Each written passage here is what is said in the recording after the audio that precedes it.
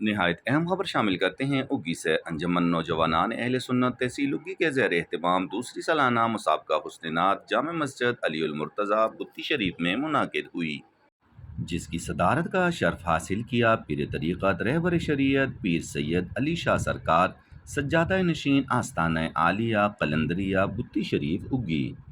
اس نورانی محفل کے نور رواں اور میزبانی کا شرف حاصل کرنے والے خوش نصیب سید بلال حسین شاہ صاحب، ناظم اعلیٰ مدرسہ حسنین کریمین، اور حضرت مولانا محمد رضوان ضیائی، امام و خطیب جامع مسجد علی المرتضیٰ بتی شریف تھے۔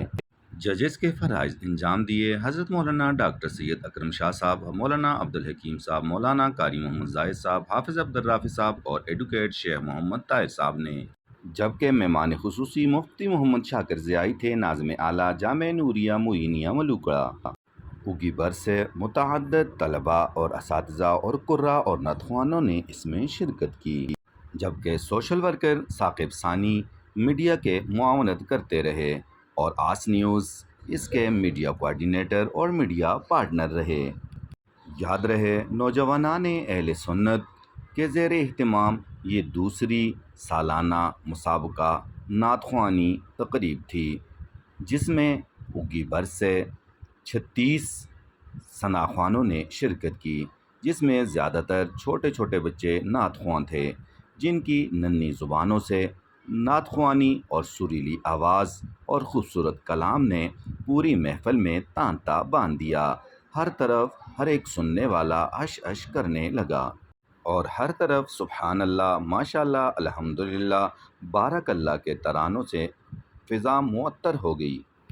محفل میں بیٹھا ہر شخص اور ہوا کی دوش پہ سننے والا اور دیکھنے والا ہر ویور ان کی تعریف کیے بغیر نہ رہ سکا۔ سب کا یہ کہنا تھا کہ نوجوانان اہل سنت تحصیل اگی کی یہ زبردست کاوش ہے جو مدتوں یاد رکھی جائے گی۔ مولانا رضوان، محمد وقاص، سید بلال شاہ اور ثاقب ثانی نے آنے والے تمام دوستوں کا شکریہ ادا کیا۔